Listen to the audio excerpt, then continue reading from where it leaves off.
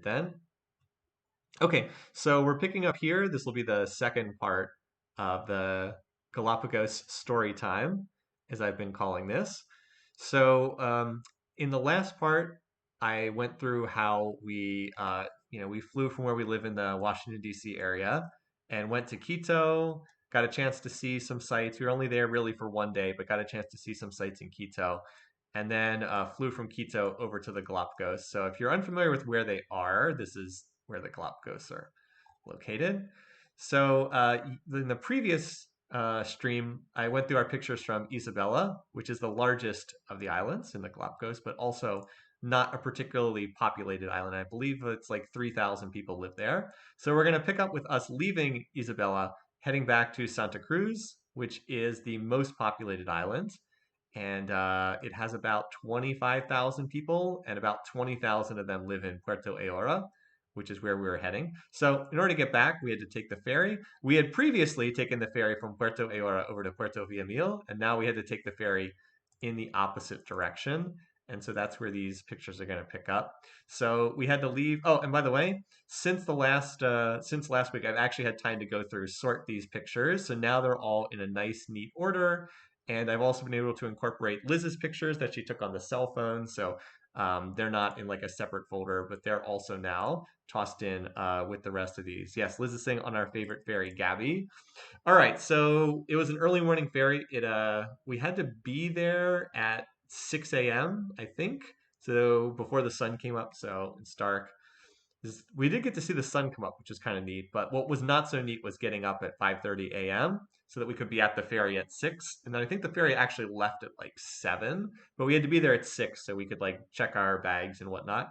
But we were there to see the sun come up, which was pretty, obviously. And so here we are getting ferried out to, oh, look, it's our favorite boat. It's Gabby. Uh, if you watched the first part of this last week, this was literally the exact same ferry that we took to get from we took it the reverse direction, and now we were coming back the same way. Gabby was not great. Gabby was very small. You might see this little boat and you're like, well, wait a minute, this is a ferry boat? And like, yes it is. This is the boat that we take to travel from one island to the next. And we did not have a great experience with Gabby. So this is what it looks like. They had about, I'd say there were about 20 people roughly that were on the ferry, packed into like this tiny little hold with no individual seats, just a bench. And then there were some people sitting up top as well. And maybe we should have sat up top. We considered that, but we didn't know. There are actually individual seats up top, so might have been better, but oh well. We didn't even know people could sit up top the first time we took this. So here we are on the ferry heading out, leaving Puerto Villamil and leaving Isabela behind. So that's us leaving. And then, um, so the first time that we took the ferry, we didn't know where to sit. What we learned was you should sit in the back of the boat because it's not as rough, and you also get a lot more air. But what we also didn't realize was that when you sit in the back of the boat, if you sit right on the edge, you can also get wet. So poor Liz ended up getting pretty soaked on this trip. And I don't know if you can see this, but this is when we got to the other side. And Liz got pretty soaked on this ferry, which took about 2 hours. Again, on the map, we're going from Puerto Villamil over to Puerto Aora, and you're just crossing the ocean, and it could get pretty choppy, and it was pretty wet. But we did make it there. So again, Liz is absolutely soaked, but we did make it there. Okay. So these next picture. Oh, and here's some little sharks in the harbor. I believe these are sharks.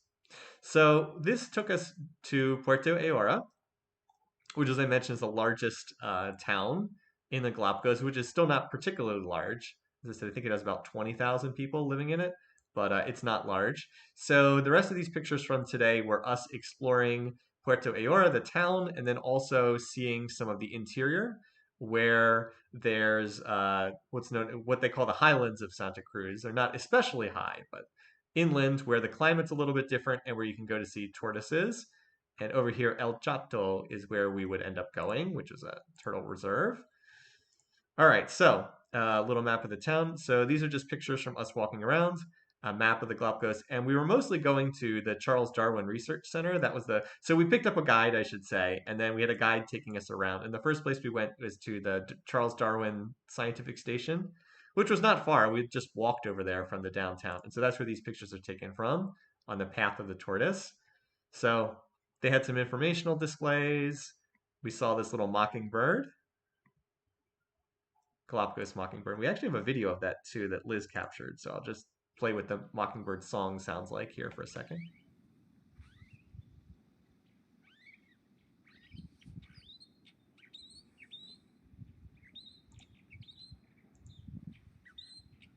If you're curious what they sound like. This bird was nice enough to come sing for us.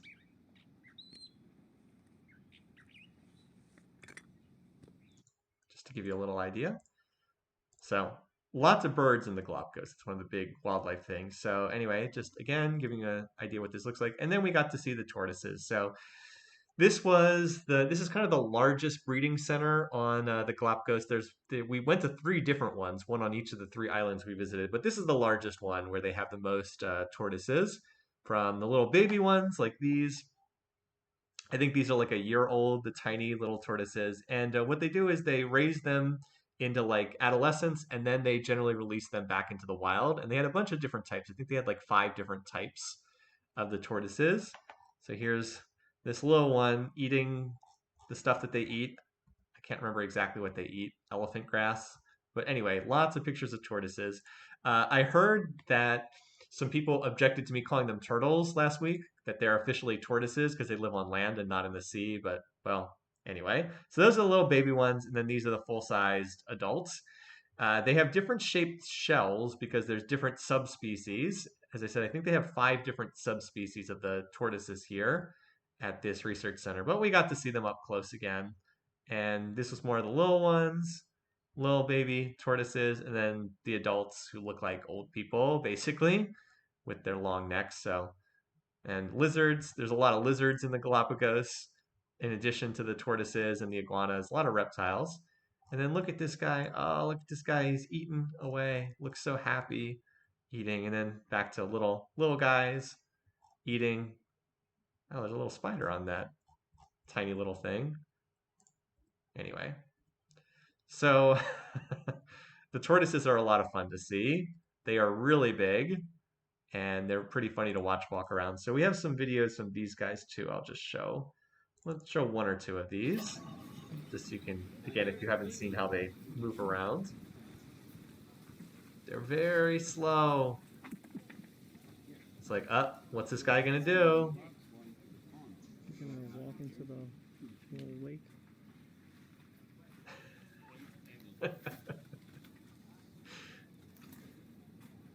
This is how they walk. Anyway, so even though it looks like they can't handle hills, they actually handle hills pretty well. Like they go up and down without much trouble. They're very deliberate.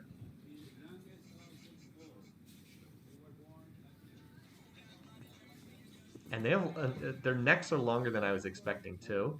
Look at the saddle on this guy's shell. Big saddle. Some of them have the saddle and some of them don't, depending on which subspecies they are. Anyway, so just to give you a little turtle, little bit of the turtle stuff. We have more videos of turtles later on.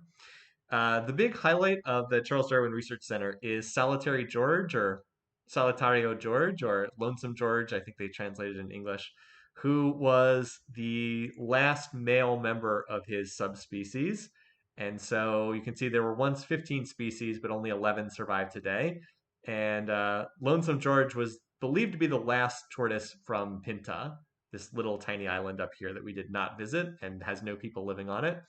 Was believed to be the last member of this species of tortoise. But unfortunately, Lonesome George died in 2012, so they taxidermied him, and now you can go see what's left of Lonesome George. It's a little bit macabre, I'm not going to lie, but it's the most famous tortoise that they had, so they've preserved him in memory. You actually had to go into like this airlock that like is designed to keep the outside air from getting in and disturbing the taxidermy. But yeah, that was Lonesome George. And then there's a little exhibition hall, so I'll show a couple of these pictures real quick. A lot of stuff on Darwin, including some creepy Darwin mannequins here. And then they had a place where you could be a tortoise. Just oh, was there a do not touch sign back here? Did I miss that? I don't know. They had a place where you could be a tortoise. So that's me as a tortoise, but this was actually designed for children and it was very small. So just to show you how small this was. It's not really designed for adults to climb in there, but I was able to fit. So just to just to give you an idea of what that looked like. All right, anyway, and then they had more taxidermy stuff. Liz is not big on the skeletons or taxidermies.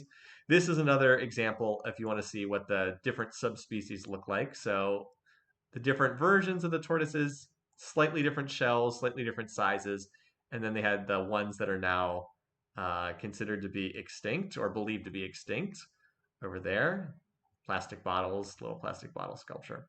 All right, so after that, we were done with the Charles Darwin Research Center, and they took us on a car out from the town into the interior, so the highlands of Santa Cruz, where there's basically one road, but goes around to a couple different locations. So the first one was Los Camelos, which I believe is the twins in Spanish. I could be wrong, but I believe that's what it is. And what these are two big sinkholes, two big volcanic sinkholes, one in the east, one in the west. Not a lot to see there, but like we went and checked them out there. And again, one thing I will point out, note that the vegetation is very different here up in the highlands, completely different from like down on the shore. It's basically like a tropical rainforest because it gets apparently a lot more rain. And you also see a lot more. It was also cooler up there as well. So yeah, these are not volcanoes. These are collapsed craters that look like this. So this is what they actually look like. Kind of weird. Just these big volcanic sinkholes. And there's two of them. Anyway, there's another. These are little finches, Galapagos finches, that we saw a lot of places.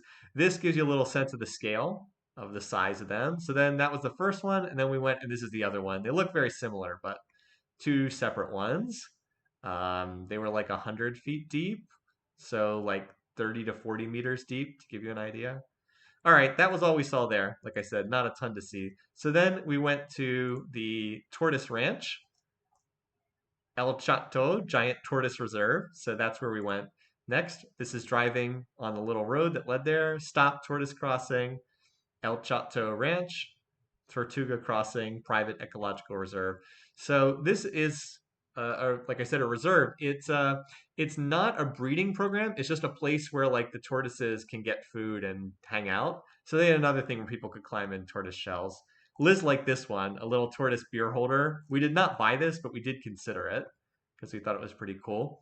Anyway, this was where you could buy food, and then out here is where the tortoises were. This is tortoise poop, by the way. Just we had to take a picture of the tortoise poop. Is that the same red shirt? Good question. This might be the same shirt I'm wearing today, just by coincidence. I'll check the next time I'm in one of these pictures. So here, more tortoises. Lots of tortoises. Tortoises eating the grass. They have no natural predators on the Galapagos Islands, which is why they're so big. And they are not afraid of humans at all. So here's Liz with the tortoises.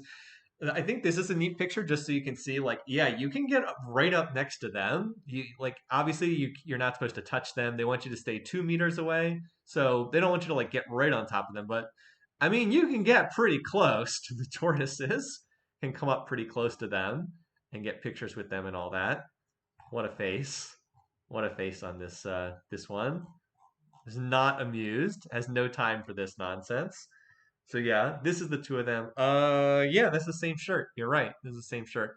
I am not great at smiling for pictures. It probably looks like I'm mad at something here, but yeah. Tortoise beer holder would have been a perfect addition for my streams. And then I like this one because it says "Don't touch the tortoises," and there's one right here. There's me taking pictures. They also apparently they like to go in the mud in the same way that animals like elephants and rhinos like to go in the mud. It's good for their skin. So these are a couple pictures of them in the mud, the little bird cleaning the shell. And so we have a number of pictures of these guys. Oh, I like this one. I think Liz got this one. Uh, if you saw The Never Ending Story, which is an old movie now, but some of you may have seen it growing up, there's like the big gigantic tortoise in that movie, and that's what this reminds me of. That face. Yeah, anyway, so different faces on these tortoises. Then there were lava tunnels here as well, and so we went down to see them. Not super deep, but like these caves little tunnels that have been formed when the lava flowed through here. Santa Cruz, the island we were on now, is no longer active, has no active volcanoes, but was formed by volcanic activity. And this is like what's left over. You can see some of the remnants of this stuff. Anyway, and then this is us leaving the tortoise ranch. And what happened? Well, we got stuck behind cows, so we had to wait for them to clear the road. All right, then we went back into Puerto Aore. We had lunch. So one thing that you're seeing now that I've incorporated Liz's pictures into these is pictures of what we had for meals. So if you're curious about that, I had a dinner, can't talk. I had a meal with shrimp, and then Liz had, I believe this was fish, but I'm not certain, along with fries and mixed vegetables. So then these next pictures are just what Puerto Aora in Santa Cruz looks like. So the harbor with a random statue of a gull and an iguana, and then pictures just of what it looks like in the downtown. This is a church that was quite pretty. I like the stained glass with the animals. Altar, big stained glass with a pelican on it, and the little baby pelicans, very cute. And so the rest of these I think are some street scenes, just walking around in Puerto Ayora, the Rock. A lot of souvenirs for sale, as you'd expect in a tourist area. More souvenirs for sale. We did pick up a number of souvenirs. We got a little statue of a tortoise, and then a statue of one of the blue-footed boobies, which is what these are, these birds, and then a couple other little ones as well, and a Christmas tree ornament from the Galapagos. Liz with this big giant wooden tortoise that was randomly outside like a bank or something. Um, More stores. They were doing construction on this road. More construction. Another random tortoise statue. They like the tortoises in the Galapagos, as you could probably tell. This place was brand new. It looked like this had opened in like less than a year earlier. So overall, they're kind of slowly adding more tourist stuff to the Galapagos. As like tourism gradually increases, we could kind of see how this town, Puerto Ayora, was like slowly transforming into more of a tourist place over time. And this was a place where they were selling Darwin coffee. Anyway, yes. Oh, Liz brought. Okay, thank you. Liz brought the decided to grab some of the souvenirs so I could show them on stream here. Let me hold this up so you can see it. So here's our tortoise, little tortoise statue. I don't know if it was anyone in particular, and then our blue-footed booby, just a little, nothing fancy. This one was like $10 or something, just so you can see. I'm trying to put this on stream in a way you can actually see it. And then a couple of these really, really little ones. These are just like, I don't know, $5. One is a sea lion, because we saw a lot of sea lions, and then one is a hammerhead shark, because we did see hammerhead sharks, although I haven't shown the pictures for them yet. Thank you, Liz. All right, so little examples there. This is where we stayed, Ocean Dreams Hotel. So just a quick couple of views of that. This was neat. This was our view from our balcony. This was a pretty big room, but it was on a street that was a little busy, so there's a little bit more crowd noise than we would have liked. All right, for dinner, we went and got a drink at this brewery. So great place to sit. We were able to go upstairs and like just relax, watch the sun go down, get a drink. There we are. Drink. This is what it looked like at night. And then we went and got dinner. Well, we would have liked to have just gotten dinner here at the brewery, but we actually, again, um, we didn't get to pick where we were eating our meals because we had a pre-arranged plan. And so we had to go back to the same place we had already eaten lunch, which was called Armada, I think. No, it was, I keep thinking it's Armada. It was Regatta. Or, yeah, Regatta? I think that's what it was. Hold on. I can just find it because it was right next to the entrance, right next to the La Regatta. That was it. Yeah, we went to Regatta like 3 different times. I don't think we have pictures from that meal for whatever reason. So we went back and ate there. And then these are pictures from the dock at night. We got to see more image of a shark, pelican, the harbor at night, and street scenes at night. This is Regatta, by the way, La Regatta. And the food wasn't bad. We just had to keep eating there repeatedly because that's how our tour was set up. So after this, Liz actually sent an email to the tour company and was like, aren't we supposed to have some choices about where we get to eat? Because like we've been eating at Regatta for every meal here, just as we had eaten at El Faro for every meal back on the previous island. And the tour guide then clarified, like afterwards, like, yes, you are supposed to have an option on where to eat. So after this, we had more choices. We were actually able to go eat at some other places. Okay, so next morning, we only had like another half day on Santa Cruz, and the tour took us to this place called Tortuga Bay, which was very close to the downtown. So if I zoom out of the downtown, Tortuga Bay was not far away at all. So like here's the town, here's Tortuga Bay, and in order to get there, there's actually this walking path. Like the I don't know what this white is on Google Maps, but anyway, that's where it went. We took this walking path to Tortuga Bay, and then we went over to Tortuga Laguna. So that was where this is on the map, just outside the town, but still kind of neat to see. All right, so here is that's a view of the town. Looking back, this is an angry tortoise who doesn't like it when you leave plastic behind on the beach. And so this is the path. It took about a half hour to 40 minutes to walk on this path. Where the Galapagos cactuses, lots of cactuses. And finally, this is where the path ended. And we got out to the beach. Caution. Apparently you weren't supposed to, apparently you couldn't swim at this beach because the currents are too strong. But it was very pretty. Anytime the red flag is up, do not swim. Currents way too strong. So very pretty beach. We were like the first people to get here, and this is one of the panorama shots. We were like the first people to get here in the morning, so we kind of had this beach to ourselves, and we were just able to enjoy the scenery. By the way, did you see the Galapagos iguanas, the sea iguanas? They blend in really well with the rocks. Like they are very hard to see, so it's easy to miss them, but they're kind of everywhere by the water. So very pretty. This is our guide. The guide we had this morning was fine, but like he wasn't very talkative.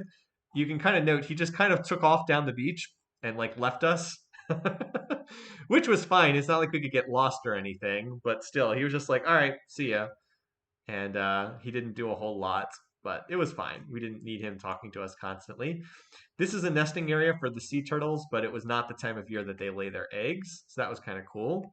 And then these are little crabs that ran away whenever we got close, so we couldn't get too close to them. More pelicans. We got some really good pictures of these pelicans. They are enormous birds. And then more images here just on the coastline. There's another one of the pelicans flying, very close to the ground there. So more images just of the beach. I'm going to go through these relatively quickly. And more iguanas. You guys like the iguanas, right? Well, there's a lot of iguanas here. So many sea iguanas. Look like little Godzillas, basically. And more pictures of the iguanas, again, blending in to the rocks. And then we were finally over to, what's this place called again? Tortuga Laguna. So like this is the bay where like the ocean comes in, but there's also this sheltered lagoon. And then this is where people actually swim. This is like a public beach. So that's where we were going. And the first other people were starting to get here, like people just from the town going out to enjoy the beach for the day, or other tourists like us. And then when we were out exploring, we actually ran into this blue-footed booby. And we'd seen the boobies before on the previous island, but this is the first time we were able to get really close and really see these. This is Liz's favorite bird. This is what we were hoping to see, just because they stand out because they have the bright, bright blue feet. Very weird. They're about the same size as a duck. They look a lot like ducks, but they've got those crazy feet. So we have some pictures of this blue-footed booby here. Actually, have quite a few pictures. Even after I went through and trimmed down the number a bit, we still have a ton. This one kept cleaning its wings, and like we were able to get right up next to it and take a look. And there was another one right next to it. So like, look how close we're able to get. This also puts the size in perspective a bit. And we also have a little footage of, oh, we had videos of the tortoises at the tortoise ranch. Maybe I should have shown one of them. Oh well. But here's the blue-footed booby, just to see it in motion instead of a still image. It kept cleaning its wings, and it didn't really seem to care that we were like right next to it.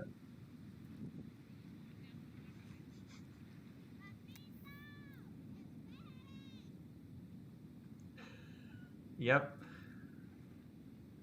not doing a whole lot, just kind of standing there. So it just stood there the whole time we were nearby, but we were able to get a lot of nice pictures, and then some pictures of the beach.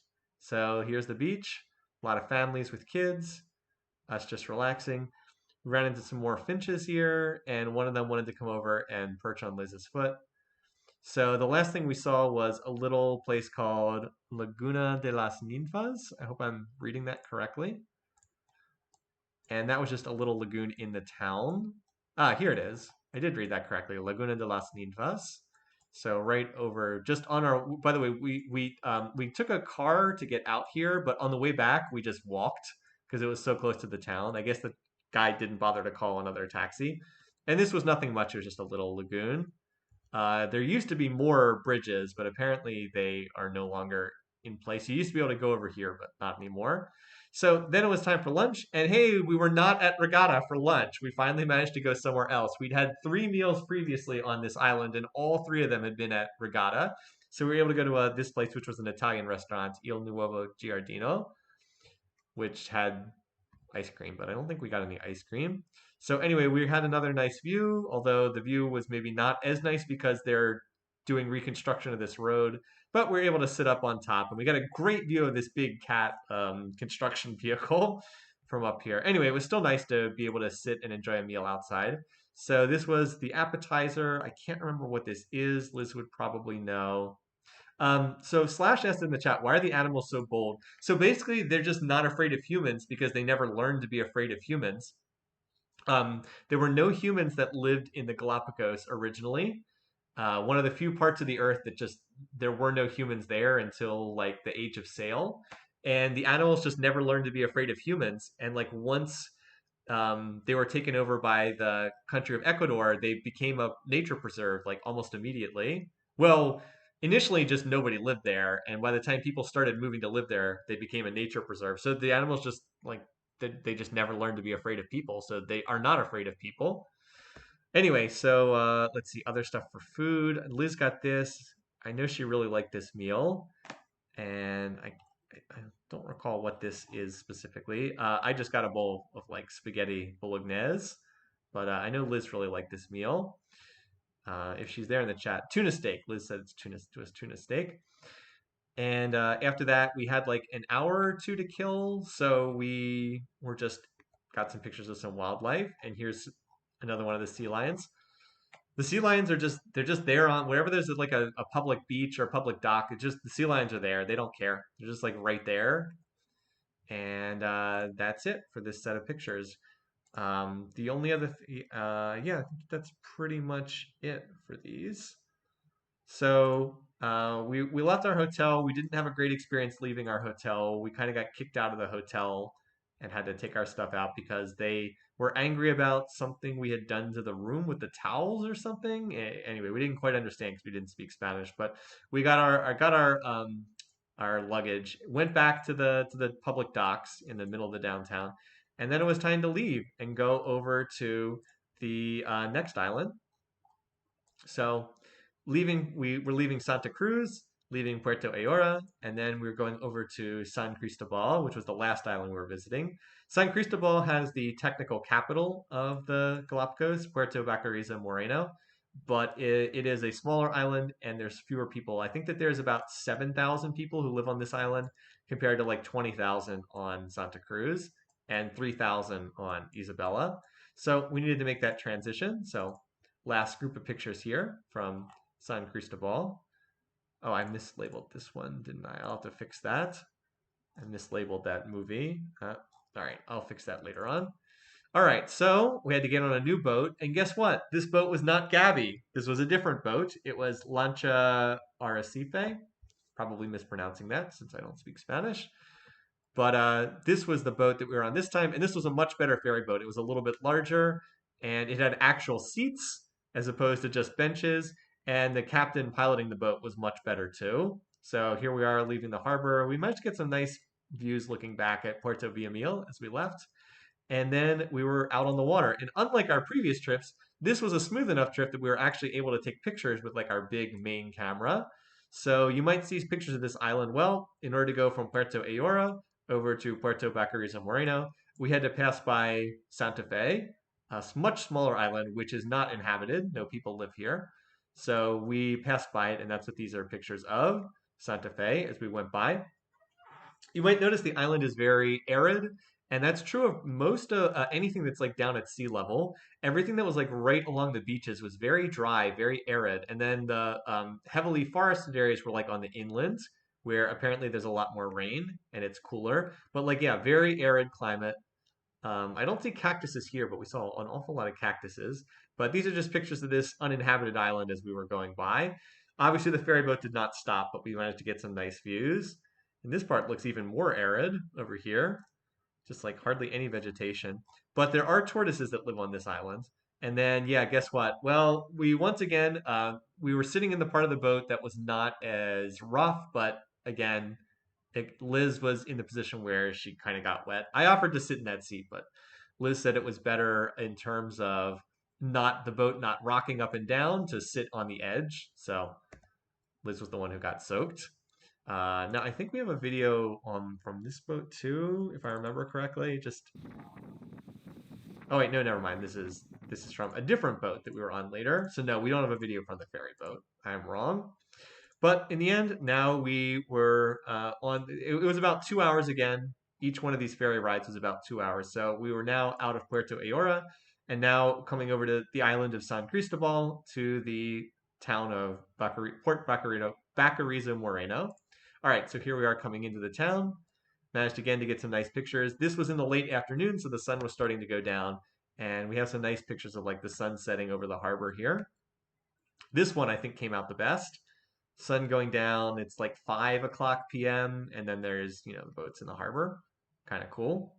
A lot of boats just like randomly sitting in the harbor. I don't know what the rules are about where the boats sit, but looks like they just anchor wherever. And then you take a little ferry boat like this to get from the boat that took us across the ocean to actually on town.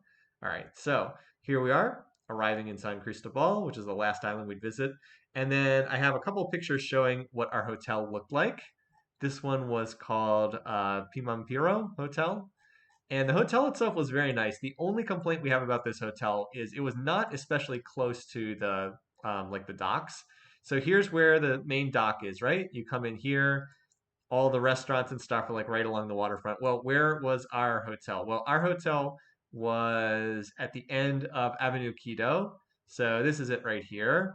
Hotel Cabañas Pimampiro. So anytime we wanted to go to our hotel or back and forth from like the waterfront, we had to walk from here up to here. And this was actually a pretty big hill. As you might imagine, you get away from the water, the elevation increases. So like we had to walk up this big hill every time we wanted to go there. Now, not the end of the world or anything, but it was like a 10 to 15-minute walk, so a little bit of a pain. But overall, it was a nice place to stay. Cute little hotel. Had about, I think it had 10 rooms, something like that, and a little pool. This was where we ate our breakfast. Did the like license plates with crazy stuff on the wall routine, so it was a little bit like an Applebee's or whatever. And then our room was pretty big. It had almost like two rooms to it. Also two beds for some reason. So okay. And then a standard bathroom. The other complaint, no hot. They didn't have hot water for the showers, which sucked. And that really does bug me because I do not like cold showers, but they just didn't really have hot water for the showers, which kind of sucked. Anyway, so that was about all we had for this day. This day was just getting over to San Cristobal. And then we ate dinner at a place called Rosita, which was fine, but it wasn't our favorite restaurant. The service was kind of bad here. The food itself was good, but it took a long time for us to serve us. So I think this is Liz's dinner. Don't again, I Liz would probably remember what this is. I do not. Oh, by the way, and then we were just walking around the town. There's this random like little statue of Homer Simpson for no apparent reason outside this game zone. We have no idea why this was there, but we're like, all right, we'll take a picture. And then Liz took some pictures of some like murals that have been painted on the walls, and this one was kind of cute, the sea lion with the face mask. All right, so next day, Liz said it was chicken with mango sauce for the dinner. Okay, so for the next day, we had probably the biggest activity that we did in San Cristobal, and that was to go on another boat that was going to take us to go snorkeling way over here at this place called Kicker Rock, or in Spanish, it's known as León Dormido, which obviously is not Kicker Rock in Spanish. It's the Sleeping Lion. And it's this offshore rock that's known for being a great place to go snorkeling. Yeah, Kick a Rock there it shows up. So that's where we were going today on a boat that would take us out there to go snorkeling at Kick a Rock. So obviously we had to travel from the town out there, and it took 45 minutes to an hour to get there. Could have, because this boat did not go very fast at all. Okay, so here we are on the waterfront the next morning, getting ready to leave. Just some artwork that they had and some of the stuff in the downtown. All right, so here's the boat that we're going to be on for this day. Again, none of these boats were very big. This one, again, had about maybe 15 people were on our tour this day. So we were on unlike many of the days where it was just the two of us and a guide, on this day it was about a dozen to 15 people that were with us. So here's us with some of the other people on the boat. A couple families, a couple younger couples, two girls that were like, I don't know, like aged, I don't know, 9 or 10 or something like that. So a nice group. Everybody was super friendly. And this is us leaving the harbor, heading on out. And we stopped. We were able to see more birds as we were going. So here's a different blue-footed booby that we passed by. So we've got some pictures of them and some sea lions because the sea lions very cute. So if you like pictures, again, if you love wildlife, this is just such a great place to go because you see wildlife literally everywhere, and the wildlife is not afraid of people at all. Now, this out here was a much bigger cruise ship. This is about as big of a cruise ship as they allow.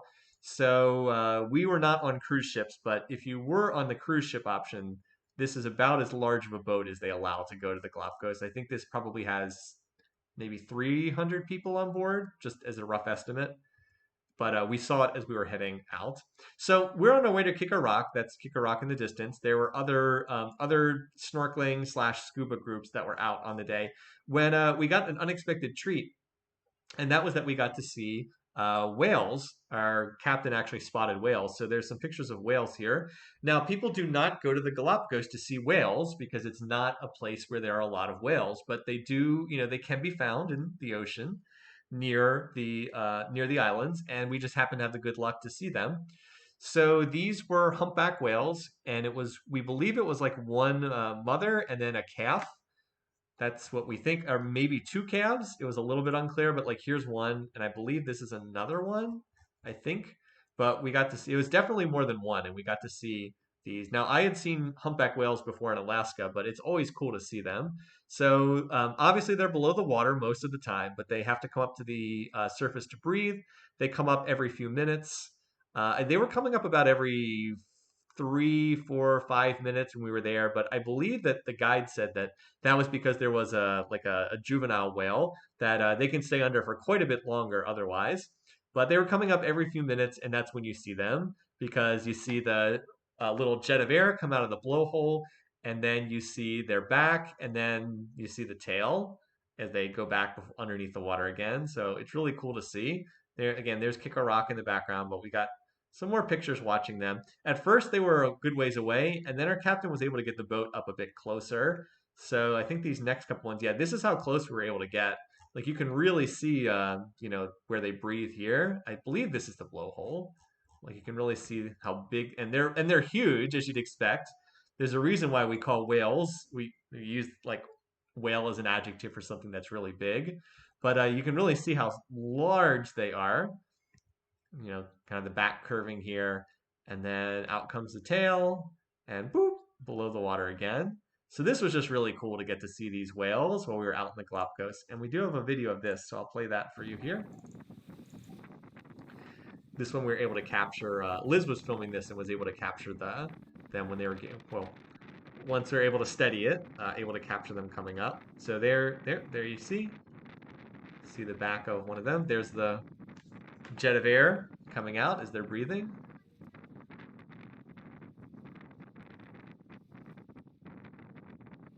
And I think we get to see the tail here too. Yep. So it's definitely more than one whale. Oh, there we go. Yay. So it's fun to see. Obviously, there's a lot of sitting and waiting when you're watching for the whales, but pretty cool stuff. So we were very lucky to see the whales. All right, and then after this, we were heading towards Kick a Rock. This is not at Kick a Rock. This is another little rock formation we were passing. So here's another sea lion taking a snooze. Always reminds us of Sydney. There's one on the beach hanging out. Sydney, our dog. All right, and so now we were approaching Kicker Rock. So these rocks, they said, are young geologically. They're only like 100,000 years old or something like that, and they're being worn away, of course, by wind and water. So slowly eroding over time. Obviously, they come from a volcanic eruption in the past. So it's called Kicker Rock or Leon Dormido for a sleeping lion. The British thought this looked like a boot kicking something, and the Spanish thought it looked like a lion that was asleep, although you have to see it from the right angle. So there's like one big rock, and then there's this other one off on the side, and then it's almost cracking into three rocks. It'll probably be three rocks in a couple thousand more years. It'll probably have split into three. So anyway, this is neat because there's this little narrow channel between the two, and we would actually swim between these while snorkeling later. So we got to go between them. They won't let boats go between this in this little narrow passage, but they let people swim through there. All right, so obviously there's a lot of birds. This is how far away the mainland is. I thought when I looked at this on the map that it was closer to the mainland than it actually is, but it's a pretty good distance. It's if I had to guess on here, maybe like 3 miles offshore. So that's like maybe 5 kilometers, something like that. So it's a pretty good ways offshore. You would not want to have to swim from here to the shore. Let's put it that way. Anyway, so first we went around, we went completely around in the boat so we could get some views of what this looks like. I don't know what type of rock this is, but I think it's something volcanic since I believe this was formed by volcanism. Um, but as you can imagine, there's a lot of birds. So, like there's little birds up here, and so we got out the zoom lens so we could zoom in and see where the birds are nesting up here, up on top of the rocks. Nobody else going to get up there anytime soon. But it was really neat just getting a chance to see this up close and like see this random rock formation in the middle of the ocean. And then we have some pictures of some of the wildlife here as well. Yeah, this is actually, you could maybe like climb up here. I think there's maybe a path. I think at one point tourists were able to go on the rocks, but they don't let anyone go on the rocks anymore because it's a nesting site for the birds. I think at one point people could do that, but not anymore. All right, woo. So pictures of some of the wildlife, some of the birds, what this looked like up close. And then there's a lot of sea lions here as well. I know we have some pictures of the sea lions. All right, so yep, hanging out, sleeping on the rocks. And there are a lot of sea lions sleeping on the rocks. Little ones like this, just kind of relaxing with the family. They spend a lot of time just laying on the ground when they're not in the water eating fish, but they like to hang out there. And then of course some more birds. I don't know what type of bird that is. And yes, I do have the birds of the Galapagos sheet card that Liz bought for us so we could help identify them, but I don't know what that was off the top of my head. All right, so a couple more of the wildlife here. I think you get the idea. All right, so then it was time to go snorkeling. Frigate bird, okay. Liz said it was a frigate bird, which is one of the larger birds in the Galapagos. So then it was time to go swimming or snorkeling more precisely. Now this was obviously not our group. This is a different boat, but it was good to take this picture so you get an idea of what this looks like. This was a group that was scuba diving, not snorkeling, and I would have loved to have scuba dived here. I am not certified for scuba though. I have only gone scuba diving one time, so probably not 100% safe. But that would have been cool to do as well. But snorkeling was still pretty good. So here's another one of the boats with a snorkeling group. And then here we are getting ready to go snorkeling. We've got our wetsuits on, and then Liz has got the goggles on for the snorkeling. Also, if you want to see an indication of what this was doing to me, yes, had lost a lot of the skin on my nose thanks to sunburn. So probably a little bit disgusting, but sorry about that. So the snorkeling was really cool. When we were in the water, because you're next to this rock, but otherwise you are just kind of in the ocean. The rock was like this vertical cliff going downwards. Really weird. I mean, I've been swimming a gazillion times all over the place, but I've never seen anything like that. Like just a cliff extending downwards. And then the bottom was, you know, deep. I don't know how deep it was, but much deeper than we could see the bottom. So I don't know. at least 100 feet deep, maybe more than that. So just, the rock extending downwards and then just fish everywhere. So many fish that we got to see. Really, really cool. We also got to see sea turtles. We saw, I think, like 3 or 4 sea turtles here. And we saw the sea lions because they were swimming around. They didn't come too close to us on this trip, the sea lions. We also got to swim in between the two rocks, which was really neat. And the other big highlight was sharks. We got to see quite a few sharks on this, in particular the hammerhead sharks. But the hammerhead sharks were like down below us. So it was a little bit hard to see them. They were like down below us enough that we could see that they were there, but we couldn't really see the detail. But there was apparently like a dozen of them, maybe like 20 feet down, so maybe like 6 or 7 meters. 2 species of sea turtles and 3 species of sharks, this is saying. But what we were able to see was great. And it's a shame we didn't have a water camera to take some of the pictures of these. Boy, it would be a real shame if somebody broke the water camera we had taken on this trip in the first 5 minutes of snorkeling. Well, yeah, that happened on the previous island that I covered in the first part of this stream. Yes, I broke our water camera, so we were not able to take our water camera and take pictures of this. You'll just have to take our word for it. Anyway, the one downside was there were a lot of these little jellyfish, and the jellyfish kept stinging everybody, and that was not so much fun. I took this picture, or Liz took this picture of my hand to show the little marks that they left behind. So your hands, your legs, anything not covered by the wetsuit could get stung.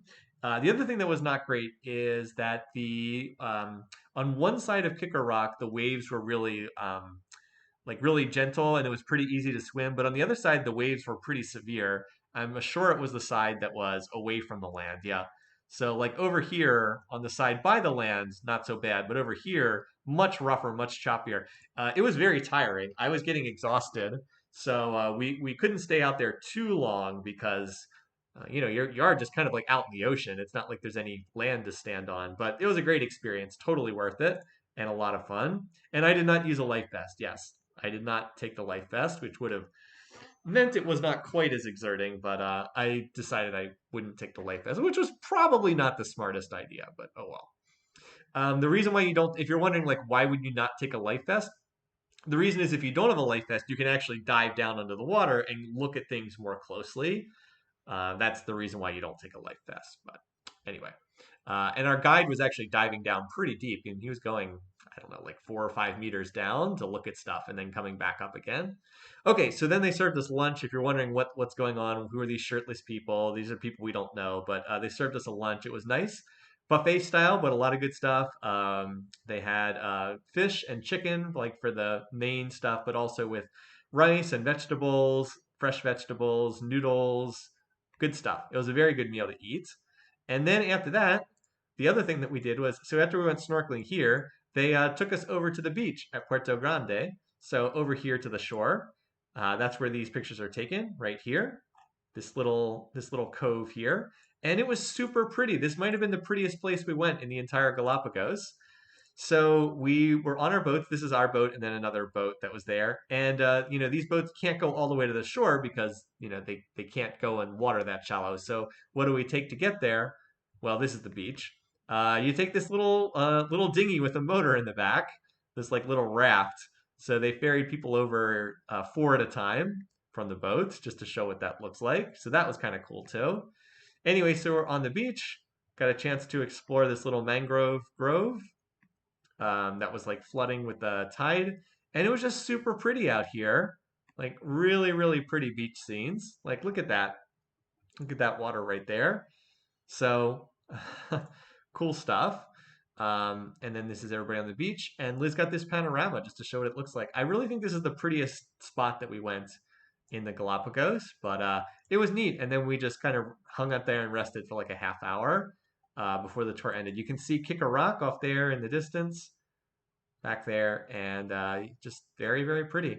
This part of San Cristobal, the northern side of the island, there's no roads, nobody lives here, it's just wilderness. People live on the southern side of the island, but the north, just, pure wilderness. So there we are. There's the kids from the family, everybody just hanging on the beach. And then there we are, a little bit better picture of us, just relaxing and enjoying the sun. So this was really cool. Oh, and on the way back, we sat on top of the boat This was Liz pretending to pilot the boat. Obviously, we were not directing the boat. And one or two last looks as we were leaving. So, like I said, that was the main activity we did this day. It was actually very tiring, as you'd expect. Yeah, it looks like it came from a postcard. Thank you. Wonder how the mangroves cave. So we actually know how the mangroves got to the Galapagos. They have these seeds that are like these long, thin pods, and the seeds float in the water. So they just get carried around by the currents, and that's how the mangroves can travel for like thousands and thousands of miles across the Pacific. So we do know how they got there. They just got carried by the water in like these seed pods that they have. Which makes sense because the islands are only a couple of million years old, so they needed to have vegetation get there somehow. All right, so this is us coming back into the town. And then so we got back in like the late afternoon, and so we went back to the hotel, changed out of like swimwear, and then now we were able to explore the little town Puerto Bacarino Morezo. Uh, we were able to explore in the evening, so this is like late afternoon, early evening. So once again, people just working on their boats, and what's there? Sea lions everywhere. So many sea lions.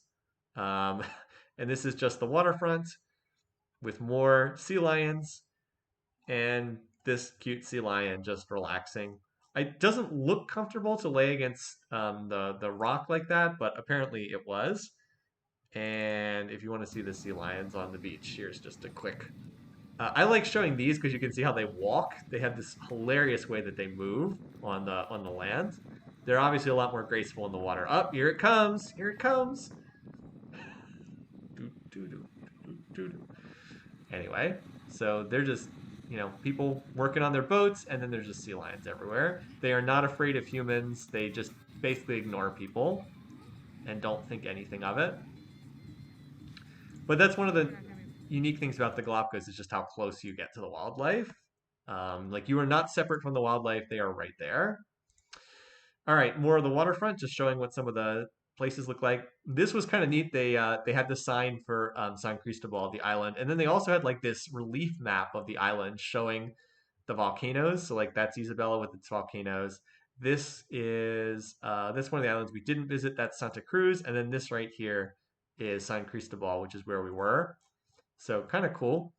Liz with the creepy Charles Darwin statue. Had a little Darwin here and a tortoise statue. Another beach full of sea lions just hanging out on the beach everywhere. They're very cute. Um, just hanging out on the beach. This was like a building that I think was closed for COVID, and since it was closed, a sea lion just was like, you know what, this is my building now.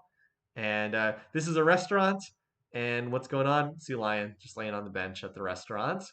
They really like the park benches.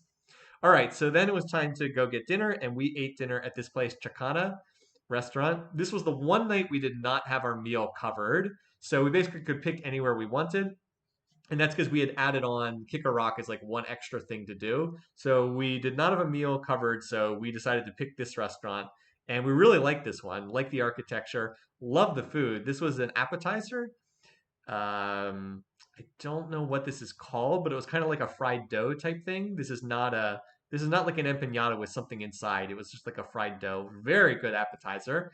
And then for our meals, Liz got like a nice tuna steak or something, which she said was delicious. This is the cut of it up close. And then I got this. This picture didn't take as well, but I got this, which was probably my favorite meal that we had in the Galapagos. It was like a stir fry with shrimp, and then it had two other kinds of seafood. I think they had some kind of fish, and then there was something else. I can't remember what the third one was, but it was really good, really really good. Oh, and it had this sauce as well that was like a stir fry that I mixed in and was just delicious. Anyway, so then now it was dark at night. We just took some pictures of the waterfront. Again, the waterfront in Puerto Baccariza Moreno is not big. It like goes from the Charles Darwin statue over to like right here. So this is like you can walk this in like 3 or 4 minutes. This is not a big town at all. So um, very walkable. Oh, that's just a random church we would pass by, so we took a picture. All right, and then we had one more day in the Galapagos. So this was like our last day, And on this day, we had seen the coast the previous day. Like we had been on the coast, we went to kick a rock. So this day we went to the interior. So we were going to Highlands of San Cristobal. So the interior, and that's where these pictures are taken. First place, we had another tortoise ranch, or not ranch. This was like a breeding center for the tortoises. So that's what we went to see first. This one's Centro de Crianza de Tortugas Terrestres, named after someone, David Rodriguez, although I don't think we found out who that was. But anyway, so once again, walking on the paths. And then at first, we didn't see any tortoises. And then when we got a little bit further in, we did see tortoises. And we saw two tortoises mating. So, yeah, if you ever wanted to see what the tortoises look like when they're mating, this is what it looks like. And they actually make noise too. So I will play the video. Hopefully this won't get YouTube censorship issues. But yes, they make that noise.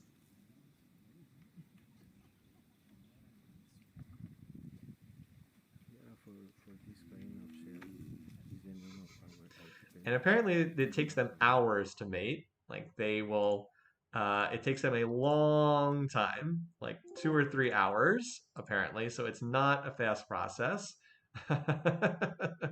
Liz was not a fan of showing that on stream, but it was part of what we experienced. All right, so we also experienced lots of other tortoises here. Um, Again, there was another tour group here. We were just the two of us with our guide on this day, but since this was a tourist attraction, there was like a bus that had come.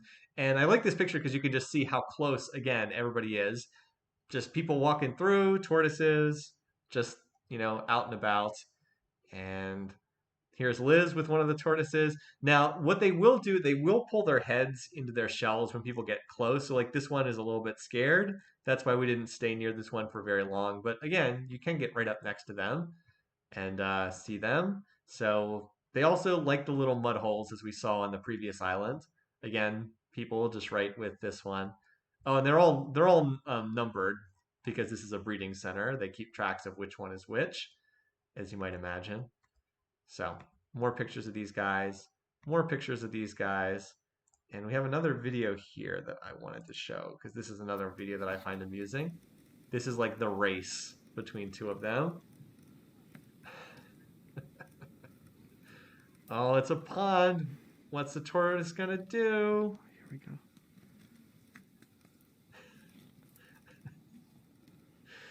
Come on.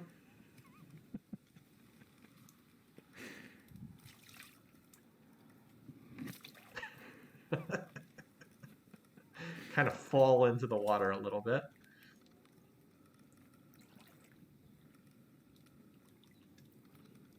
They don't do anything fast.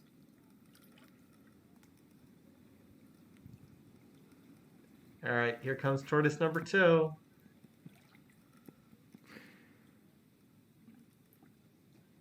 You getting the bubble?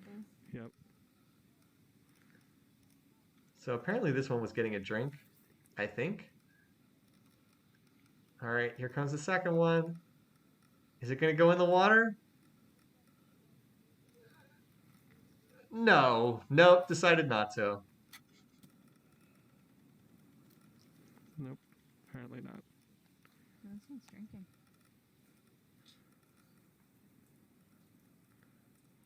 And this, the one on the right, was the winner. Okay. There they go. All right, so I hope you find it amusing getting to see where they actually walk. All right, so wrapping up here with the Tortoise Center. So this is where the little baby tortoises are stored. They're in these little tiny, I guess, I don't know quite what's called this, enclosures, I guess. So then we have some pictures of the little ones. It's hard to put in context how small they are, but they're not even like the size of your palm, even smaller than that when they're first born, and of course they get bigger over time. But they're little baby tortoises. And then this was like the tiny little visitor center that they had, much smaller than at the Charles Darwin Visitor Center on the other island. And then this kind of gives you the size of the tortoises in context. relative to the size of the enclosure. And these weren't even the babies. These were like ages 2 years to 5 years old, just to give you an idea. All right, so that was the Tortoise Center. The pens just so they don't get eaten. Yes, yes, indeed. So that was the Tortoise Center. Now where I don't know if that even pops up on the map. Oh well, it was somewhere over here. And then, oh, this is it. This is it on the map over here. And then we went to this nearby beach called Puerto Chino, which is another public beach. And also kind of the end of the road. Like this road kind of runs through this. There's like this little town, El Progreso, that we drove through but didn't stop to take pictures in. And then the road kind of comes over here to this beach and then it just kind of stops. And that's the end of the road. So these are pictures from Puerto Chino, which was another cool looking beach. So we went on this path. This one was not as long as the one on the previous island. It took maybe 10 to 15 minutes to walk through. And then we got to the beach and lots of sea lions again. So like there's this little tent set up and sea lion, this little sea lion here. So we get to this beach and people could actually go in the water here because it was only a yellow flag and not a red flag. So we saw more wildlife, more sea lions, and more birds. And people were I want to point out that like the sea lions are swimming in the water and the people are just also swimming in the water. Can you see this? So like here's just these families here with their kids and there's the sea lion. So, they just get to swim with the sea lions, which is really cool. We could have gone in the water, but we were not that interested. It was kind of cold. So, yeah. And if you want to see the sea lions again, here's an example of one of them walking around on the beach just to show how they walk again. People say that they are like supermodels because of the way that they fling their heads around. They look like they're modeling.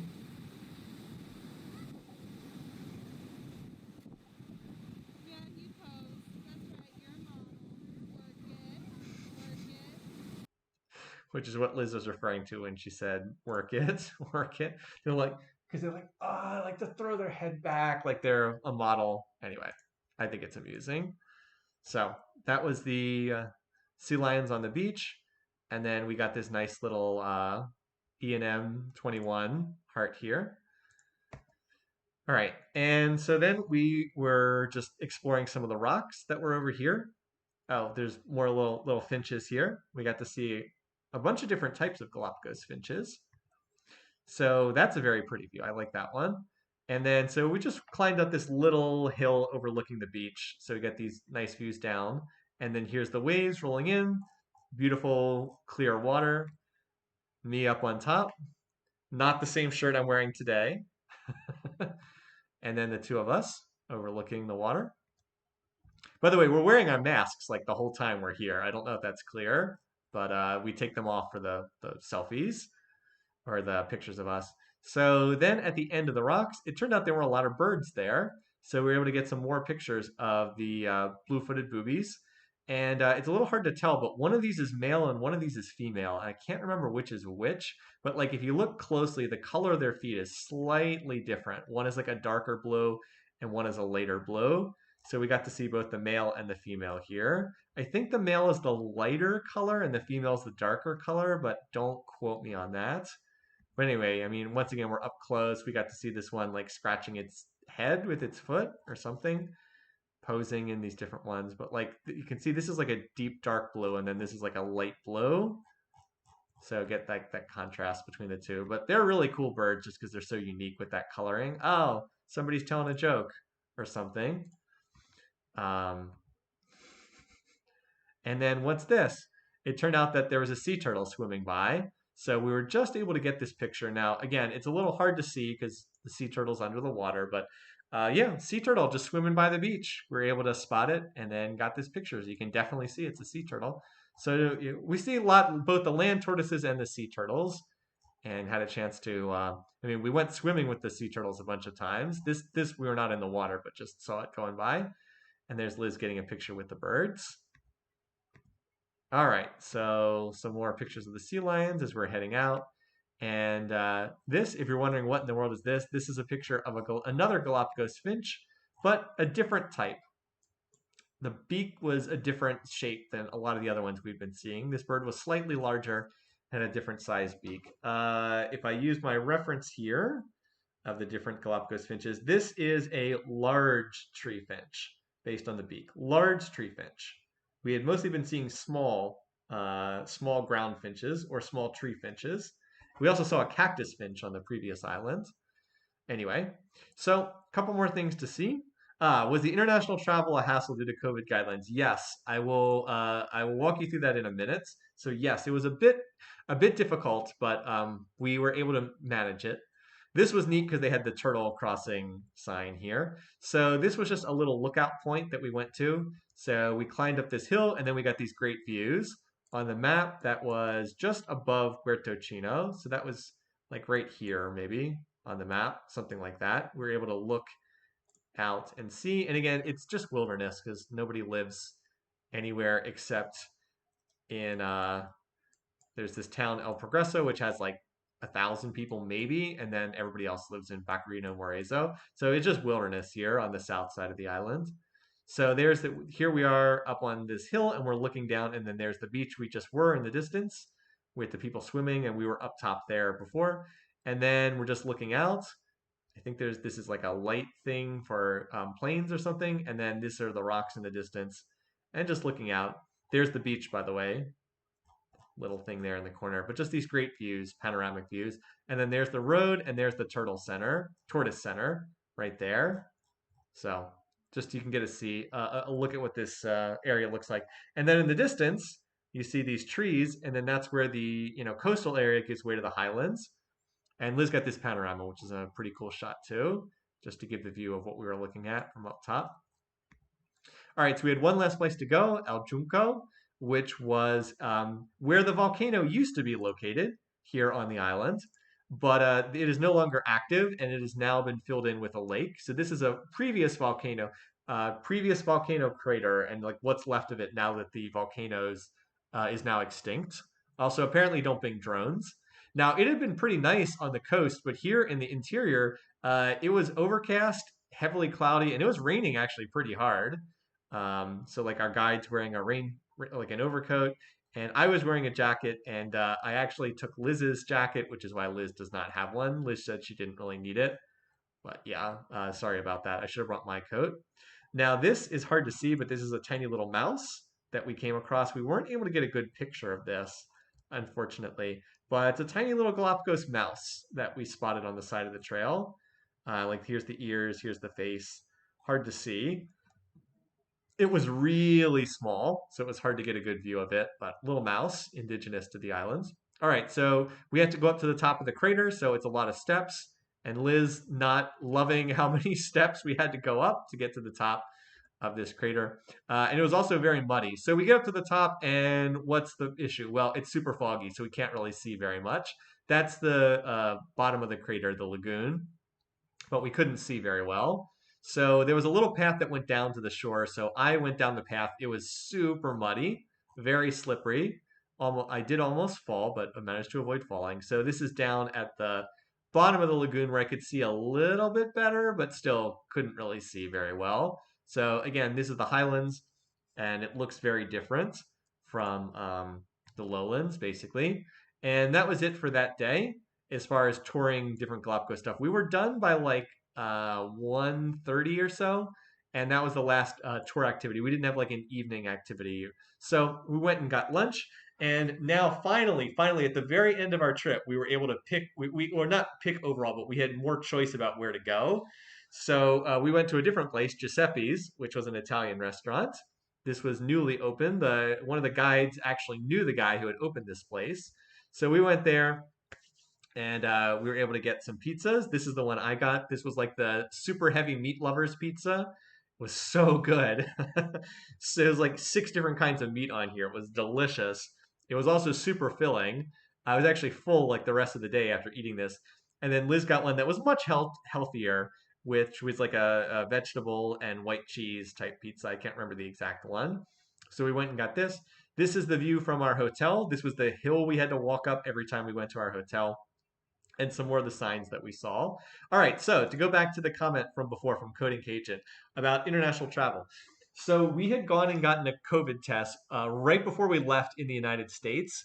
that got negative test results, and that was to cover getting into Ecuador and the Galapagos. We actually apparently did not need to have that. We just needed to have our vaccination card showing we were vaccinated to get in. But to get now to go the reverse to get from Ecuador back into the United States, we did have to have a negative COVID test. So we had brought these tests with us, these like test kits where like you do the COVID test yourself, and you are online on a you're online on a service where like they will watch you do the test, and then they'll verify that like what the result is. Like if you get a negative result, they'll say yes, this is a negative result, and then like register it online. So that was what our plan was. We are going to like self-administer these tests. The problem is, in order to do that, you need to have an active internet connection so you can like be connected to someone who's verifying your test results. Guess what the Galapagos does not have? Yeah, it does not have very good internet access. The internet was very slow and not the best. So we still might have been able to do that, but we were actually able to work with our tour company, and they set things up so we could take a COVID test here in the Galapagos in San Cristobal. So that's what this is. We stopped and went to this little hospital, which was actually quite nice. It was Hospital Oscar Jondal, which was over on the north side of the town. Hospital General Oscar Jondal. So it was super nice, and it was also completely free. So we went in, got our COVID test, and I think the next picture is of that. There it is. Got the COVID test done, which is not super enjoyable. They do the nose swab, but it's not too bad. And then we just had to come back 2 hours later, and they gave us our results, which were fortunately both negative. So here's mine, and it was negative, negativo, everything in Spanish, but the negative was the important thing. So then we just used this, and then we presented this to get back into the US again. We had to present it at the airport before we could get on our flight to go to the US. We actually had to show it to like 3 different people, but it worked. And on our walk back, there was actually a rainbow. So there's the rainbow for the negative COVID test. Obviously, these pictures are slightly out of order because we saw the rainbow and then we got the test results afterwards, but we'll pretend that it was after we had already gotten the results. So this was our last night in the Galapagos, and we went to get dinner. Just to give you another couple night scenes here. This was one of the local restaurants. We didn't eat here, but kind of like interesting to see like this very local restaurant that someone had just set up. This was not really intended for foreign tourists. It was more intended for people who live in the Galapagos. But we had a choice again, and we went to this place, Midori, which was what do you call it? Well, I'm blanking on the type of food that this is.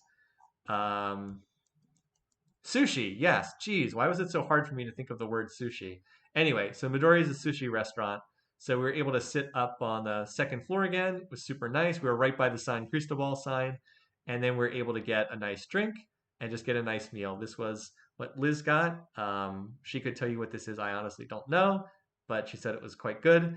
And then I got another like stir fry. It was like a chicken stir fry dish, which was good, but I was actually still full from that pizza at lunch. I didn't even get to eat all the fries. And then this was just the view of the town at night. So then the only thing was to poke bowl. Lee's got a poke bowl. So then the only thing was to fly out from the airport at Isla. This is the airport in San Cristobal, which is a tiny little airport. They had these little sculptures. Very small airport. There were 2 gates. That's it. The only airlines that fly are Avianca and Latin America, which are the only airlines that fly to the Galapagos, in the little waiting room area, and getting on the flight. And I was going to take pictures of us flying out of San Cristobal Island, but I took this picture and we were over the island in like 90 seconds. We were just gone because the island is not a large island. We took off from the airport and then we were already over the ocean, like I said, in like a minute. So anyway, and there was one last thing we did. So that got us back from the Galapagos to Quito, and we got back into Quito at like 4 in the afternoon. So our flight back to the U.S. wasn't until the next day. So we had like this one evening that we had to kill. So we were like, what are we going to do with like one evening back in Quito? So it turned out that there was a resort that was not that far away, a hot springs resort, and we actually ended up going there. So it was located over here, right outside this town, Papayacta, which was like way up in the Andes. There it is, Termas Papayacta. So we flew back in. Like I said, we got back at like 4 p.m. Got in a cab. It took about an hour to drive there in the cab. And then these are pictures from the resort, Termas Papagato, which was a really nice resort. It was not cheap. It was the most expensive place we stayed by a wide margin, but we figured for one night we could swing it. So just to give you some pictures, yeah, it's a hot springs resort up in the mountains. So these are some of the hot springs pools, and it was up in the mountains, as I said. So like all this dramatic mountain scenery, really cool stuff. So there was like this little nature trail that we walked on. We couldn't stay out there for very long because it was getting dark, but just these are some pictures from the nature trail. It had the feeling of being in like the Highlands of like the Scotland or something. Or Liz said New Zealand. I have not been to New Zealand, but Liz actually did a semester abroad in New Zealand. So reminiscent of that, we ran into these cows up in this pasture. We're at like high elevation. This is like 10,000 feet, 3,000 meters elevation. There was this little bridge that we went across. There's me. You can see how happy I am. I'm not always good at smiling for pictures. Um, so yeah, really dramatic. And then here's the resort, and Liz got this cool picture with like the flower in the foreground and the resort in the background. So a couple pictures from the resort, really nice place, just showing what this looked like. This was the door. Obviously expensive. It was not, like I said, it was not cheap to stay here, but it was nice to go just for the one night and to be able to experience it. So this is us getting dinner. It was actually pretty cold here. I actually had given Liz my jacket. So I stole Liz's jacket earlier, but she stole my jacket here because it was cold. And then this is what we got for dinner. I got a steak. I remember this one. And then Liz got, I think this was a vegetable dish with egg. Oh, and it had chorizo sausage as well. And then this was our room. It's a really nice room. Unfortunately, so here's the one downside to this room. So the room is right outside these hot springs. Well, guess what? The next morning at like 6:30 a.m., there were kids in the hot springs, like making noise and running, and they woke us up. We were like, "What the heck? Why are there kids like running around making noise at 6:30 a.m.?" But apparently, there's no quiet hours. We actually asked, like, were there supposed to be quiet hours? Like, nope, no quiet hours. People can get in starting at 6 a.m., and the kids made noise. So yeah, and then the next morning the clouds had lifted and we could kind of see these like gigantic mountains surrounding us. So just a couple pictures in the next showing where this was located up in the mountains. So yeah, really dramatic scenery. We could have easily spent more time here, but so like I said, we got there in the late afternoon. We got there at like maybe 5:30 p.m. Had the night there, and then we had to leave at like 11 the next morning so we could get back to the airport and get on our flight back to the U.S. So yeah, really, really pretty up in the mountains of Ecuador. So definitely would recommend. So it was a hot springs place. So we were able to enjoy the hot spring, and there was also a spa, and Liz was able to get a massage that she said was quite good. I actually never saw this. This is one of her pictures.